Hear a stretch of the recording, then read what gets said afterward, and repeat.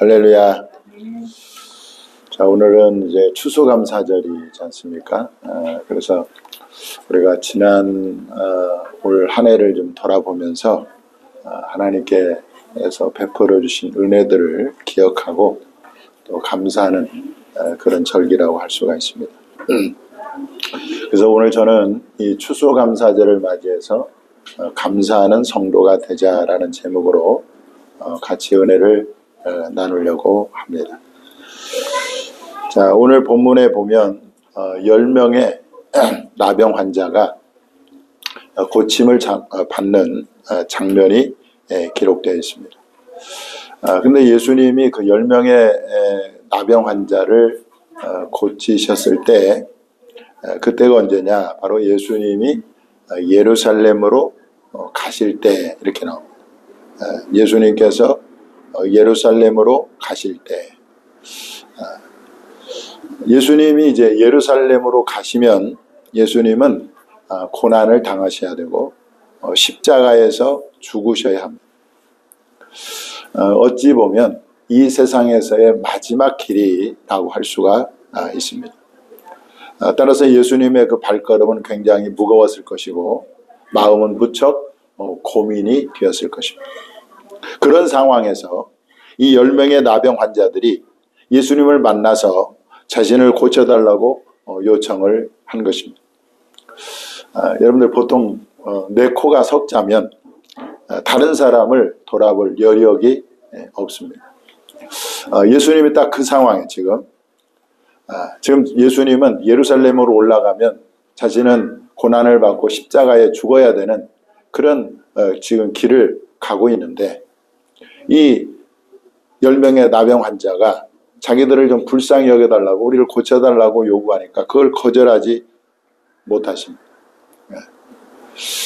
그리고 그들을 불쌍히 여기셔서 그들을 고쳐주시죠. 가서 제사장들에게 너희 몸을 보이라 하셨더니 그들이 가다가 깨끗함을 받은지라.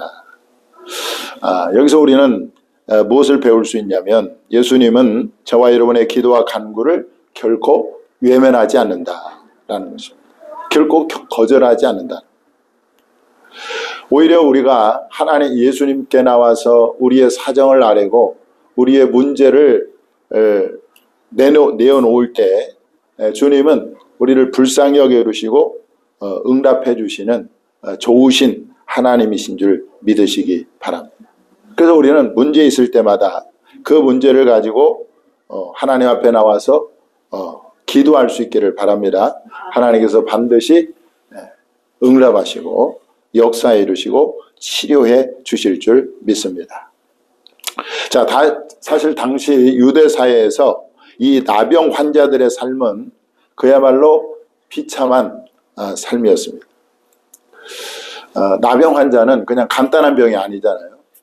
그래서 우리나라도 과거에 이제 그 문둥병이라고도 하고 이제 요즘은 한센병이라고 하는데 이 병은 그야말로 살이 썩어 들어가는 그런 병이지 않습니까?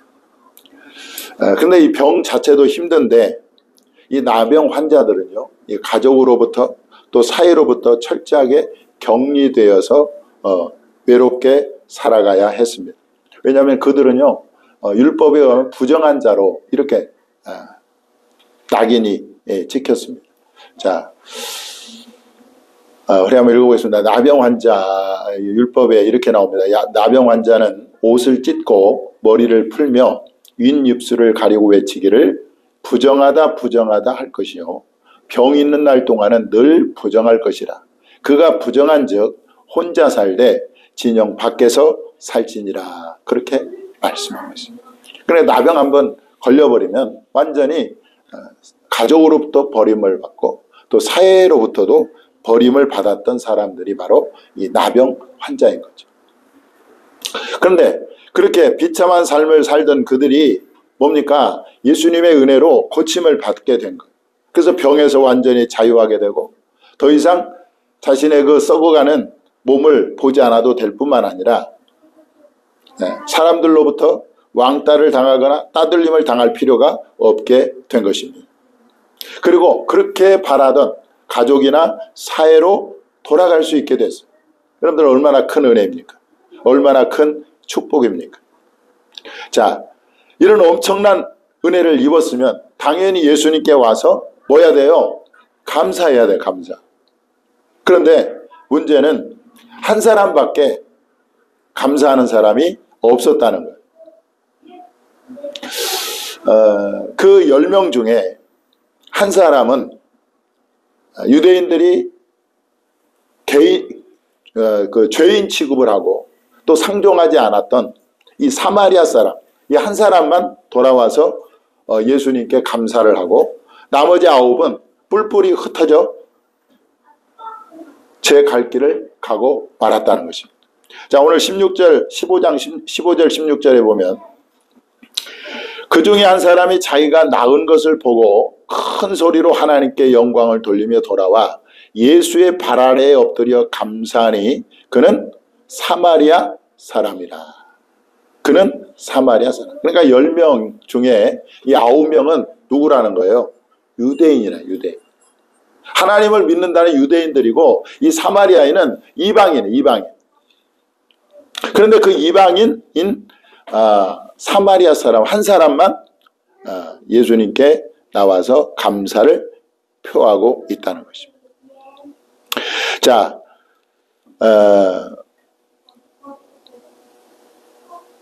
놀라운 은혜를 입었음에도 불구하고 감사하지 않는 이 9명의 사람들에 대해서 예수님은 깊이 탄식을 하셨어요. 17절 18절 예수께서 대답하여 이르시되 10사람이 다 깨끗함을 받지 아니하였느냐? 그 9은 어디 있느냐? 그 이 이방인 외에는 하나님께 영광을 돌리러 돌아온 자가 없느냐 하시고 여러분 이 9명은 도대체 누구일까? 저는 이제 말씀을 준비하면서 이 9명은 오늘날 누구를 상징하냐면 이 불신자들을 상징해요. 불신자들.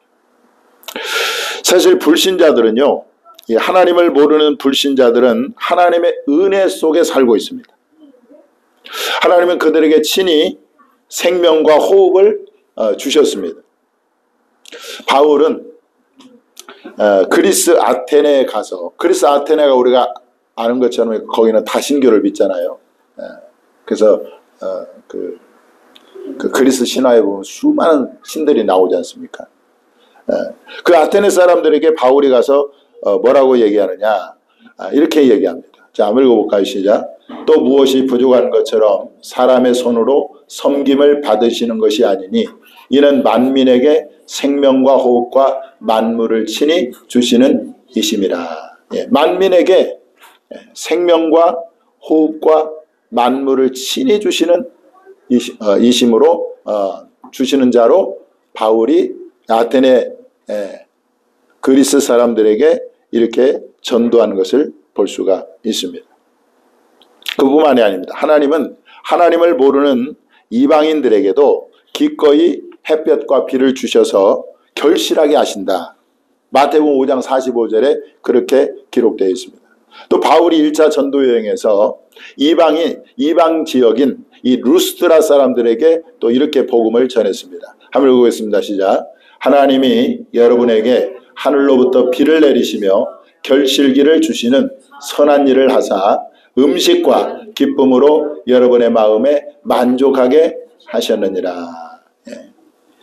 그 하나님의 은혜 속에서 이렇게 살면서도 이 하나님을 모르는 불신자들은 하나님께 감사하지 않죠. 당연한 것으로 생각을 합니다. 지혜의 왕 솔로몬은 우리가 먹고 마시는 것과 수고하여 낙을 누리는 것이 하나님으로부터 났다. 그렇게 증거하고 있습니다. 자, 전도서 3장 13절 같이 한번 읽어보겠습니다. 시작. 사람마다 먹고 마시는 것과 수고함으로 낙을 누리는 그것이 하나님의 선물인 줄도 또한 알았도다. 그렇습니다. 사람이 먹고 마시고 수고함으로 낙을 누리는 그것이 하나님의 선물이라는 거예요. 선물. 이러한 하나님의 은혜를 받고 살면서도 이 불신자들은 하나님을 영화롭게도 아니하며 감사하지도 아니한다. 이렇게 로마서 1장 21절에 기록하고 있습니다. 그래서 감사하지 않는 이 불신자들을 보고 예수님이 그 9명의 나병 환자들에 대해서 탄식하신 것처럼 이 불신자들을 향해서 예수님이 탄식하고 계신다라는. 자, 그러면 두 번째, 이 9명은 또 누구를 상징하느냐? 여러분, 은혜를 잊은 성도를 상징합니다. 뭘 잊어요? 은혜를 잊는 성도를 상징한다는 거예요. 여러분들, 사람은요, 받은 은혜를 쉽게 잊어버리는 경향이 있어요. 그래서 하나님은요, 이것을 너무 잘 아셔서 출애굽한 이스라엘 백성들에게 신신당부를 합니다. 뭐라고 당부합니까? 한번 읽어보겠습니다. 시작. 너는 조심하여 너를 애굽 땅 종되었던 집에서 인도하여 내신 여호와를 뭐하지 말고 잊지 말고. 그 430년 동안 노예로 고통당하는 그 이스라엘 백성들을 모세를 보내서 그들을 출애굽시켜서 자유케 하셨는데 그 하나님을 절대로 잊지 말라라고 하나님은 이스라엘 백성들에게 말씀하고 있어요. 그 말은 뭔 말이에요? 이스라엘 백성들 하나님을 잊기가 쉽다는 것입니다. 실제로 그들이 가나안 땅에 들어가서 하나님을 잃어버리고 바알을 섬기고 우상을 섬겼던 것을 우리는 발견할 수가 있습니다. 다윗도 자신의 영혼을 향해서 이렇게 말합니다. 자, 한번 읽어보겠습니다. 시작. 내 영혼아 여호와를 송축하며 그의 모든 은택을 잊지 말지어다. 내 영혼아 여호와를 송축하며 그의 모든 은택을 잊지 말지어다. 그렇게 말씀하고 있습니다. 그러니까 여러분들, 이 본문에 나오는 이 나병 환자들은 하나님의 그 큰 은혜를 입었는데 그 은혜를 곧 잊어버린 거예요. 잊어버린. 그러니까 은혜를 잊어버리니까 감사를 하지 않은 것입니다. 자, 그렇다면 은혜를 잊지 않는 방법은 무엇일까? 은혜를 잊기 전에, 은혜를 잊어버리기 전에 즉각 감사하는 것입니다. 은혜를 잊기 전에 즉각 순종하는 것. 또 하나님께서 어떤 일에 내 마음에 감동을 주실 때 즉각 순종해야 한다는 것입니다. 왜냐하면 곧 잊어버리고 마음이 변하기 때문에 그래요. 자, 성경이 이렇게 말합니다. 한번 읽어볼게요. 시작. 자유롭게 하는 온전한 율법을 들여다보는 자는 듣고 잊어버리는 자가 아니요 실천하는 자니 이 사람은 그 행하는 일에 복을 받으리라. 예. 그러니까 말씀을 듣고 또 은혜를 받으면 즉각 감사하고 즉각 순종해야지, 즉각 실천해야지. 그걸 잊어버림. 오늘 본문에 나오는 사마리아 사람은 예수님께 감사한 마음이 들자 즉각 예수님께 와서 감사를 표현했습니다. 한마디로 뭐예요? 실천에 옮긴 거죠. 이것이 다른 9명의 사람들과 다른 점입니다.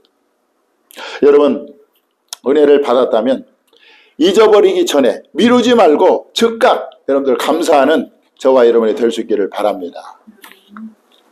자, 오늘 본문은 이 감사가 얼마나 중요한 것인가를 보여주고 있어요.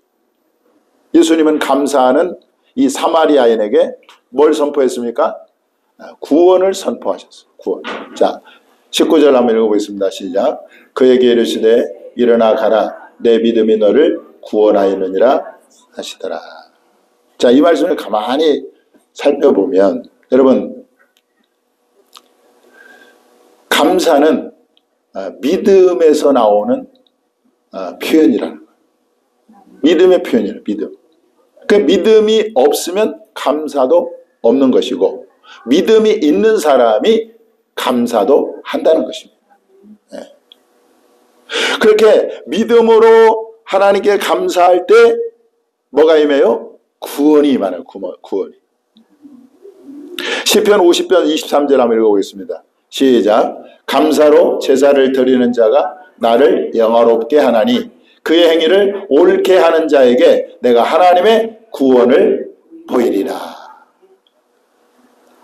그러니까 이제 이 9명의 사람들은 다만 육신의 질병인 그 나병만 고침받았을 뿐인데 이 믿음으로 감사한 사마리아인은 육체뿐만 아니라 뭐까지 구원받았어요? 영혼까지 구원을 받은 거예요. 이만큼 이 감사가 어마어마한 능력이 있다는 것을 우리는 알 수가 있는 것입니다.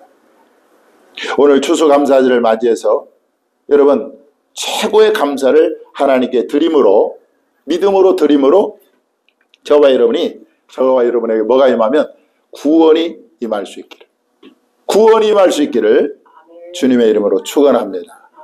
그래서 구원은 우리가 죄에서 사망에서 구원받는 것도 있지만 삶의 여러 가지 어려움에서 구원받는 것도 그것도 구원인 거죠. 그래서 감사할 때 하나님께서 우리를 구원하시네, 구원. 그래서 오늘 정말 감사하는 성도가 되자. 바울은 범사에 감사하라. 이는 그리스도 안에서 너희를 향한 하나님의 뜻이다 말씀하고 있어요. 우리가 감사가 우리가 생활이 되어서 하나님께 영광, 감사할 때 하나님이 영광을 받으시고 하나님이 영화롭게 된다 말씀하고 있지 않습니까? 그래서 감사하는 성도가 되는 저와 여러분이 다 될 수 있기를 주님의 이름으로 축원합니다.